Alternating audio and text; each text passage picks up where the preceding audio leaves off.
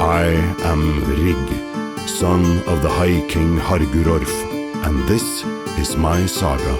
It all began one fateful day. My father had gathered all his jarls to make an announcement of the utmost importance. We were to embark for the wondrous lands of Northgard. Riches, conquest, and glory awaited us on this mysterious new continent, but the Norns have other plans for us. Dozens of armed men suddenly poured into the hall and put an abrupt end to our ambitions and to our lives. They were mercenaries, led by a man named Hagen from the clan of the Raven. In a matter of minutes, we were all slaughtered like sheep, all but me, barely conscious and vastly outnumbered. I had no way to fight back, so I feigned death.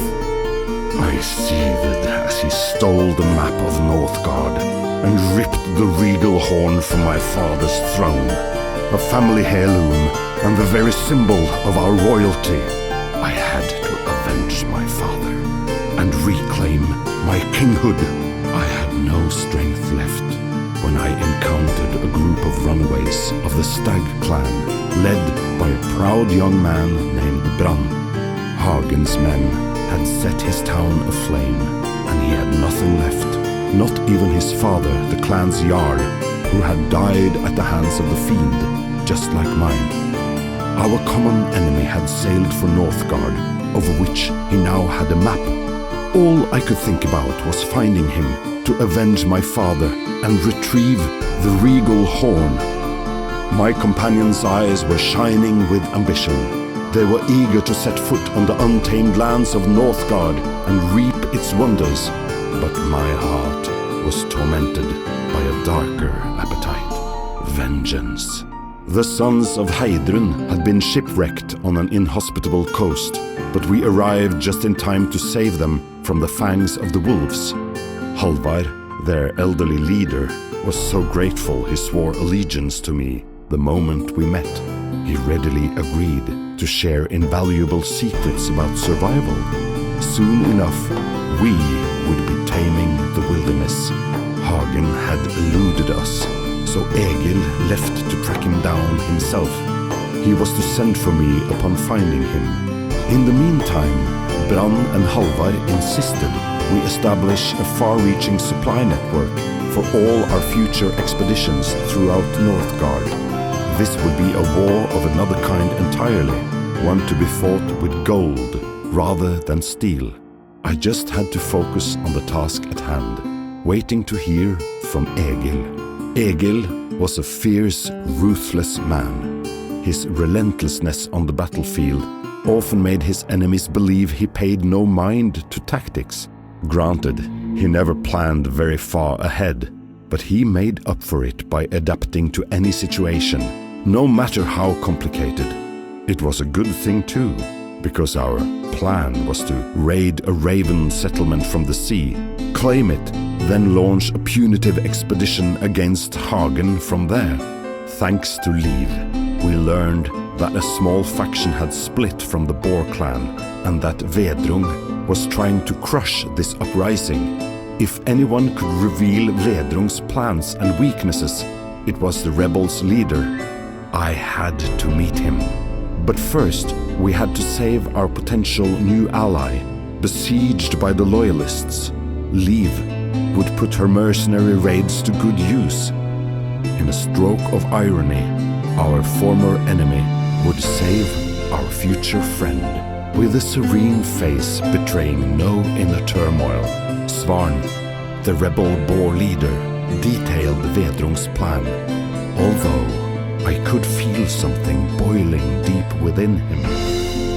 The tyrant intended to destroy Bifrost, the legendary bridge to Asgard, for reasons unknown. But this would bring about Ragnarok, the end of the gods and of our time. Svarn's rebellion existed solely to prevent this. Bifrost lay hidden somewhere deep within Northgard. Svarn hoped to learn more by deciphering the gigantic runestone of Asgard an ancient frieze said to have been engraved by Odin himself. It was the beginning of a very long journey, and the first step was to cross a region called Jotunheim, the land of giants. As we neared Bergelmir's throat, we were greeted by an eternal winter. Borghild called it Fimbulvinter, and that alone was one of our mightiest foes yet. But as the Norns would have it, something much deadlier than cold and starvation was lurking in the freezing mist. At last, we were reaching our goal. The land where Bifrost had been concealed for eons was peaceful, heavenly even. But as we marched forward, a great indescribable sound shook earth and sky alike. It still echoes through my mind. This was, of course, Jallarhorn's wail and the beginning of Ragnarok. Vedrung was ahead of us, ready to set the sons of Muspell loose on Northgard. Everything we had done to get here, every life sacrificed, would have been in vain if we failed to stop the tyrant from destroying the legendary bridge. Liv had taken us all by surprise. Despite our eventful history, I decided to give her a chance to redeem herself. She told us that Hagen was but a pawn, a mercenary hired by a man known as Vedrung. He was the leader of the Boar clan, which was native to Northgard. The mystery behind my tragedy grew, but one thing became clear. This Vedrung was the mind commanding the hand. My father's true murderer. We had finally reached the runestone of Asgard. Whoever Vedrung was, his actions seemed to be foretold by the old scriptures etched in the stone. Svarn translated, "He will want to set the men free from the yoke of the All-Father, for he does not want them to share in his feast, and to this end he will destroy Bifrost.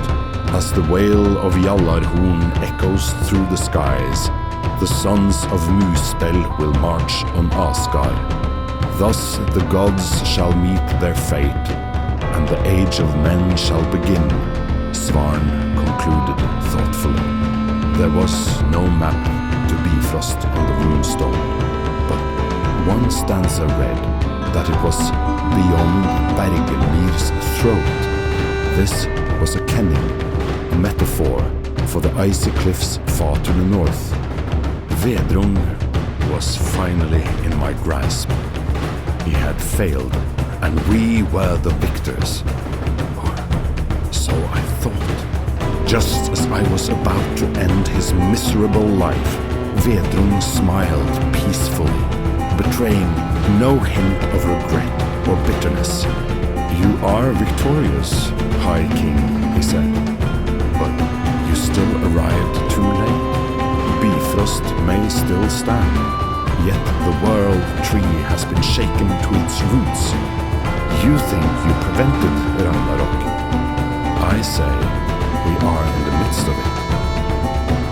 He went on, "My work here is done. The men may not yet be free from Odin's yoke, but they now know that defiance is an option. This is the dawn of a new era. Do what you will with me, spare me or kill me. It matters not." Why those words pierced my soul, I shall never know. I suddenly lost all will to kill him, realizing how futile it would be. It would never bring my father back, and he was right. Ragnarok was happening. Or rather, it is happening. This is a new era indeed. Our story is not over. It is only beginning. Northgard needs to heal, and we will be here to tend to its wounds. So, this continent we once called untamed and hostile, we shall now call it home. Ragnarok has only just begun. As we marched deeper into Northgard, Svarn wondered if the regal horn, the symbol of my royalty, could really be Jallarhorn, Heimdall's famed instrument, said to herald Ragnarok, it would make sense. Vedrung had killed my father and stolen my heirloom to end the world. My arch-nemesis gave me all the reasons in the world to hate him. Northgard had already thrown a great many trials at us since we first set foot here, but the one we would encounter next was not of these lands.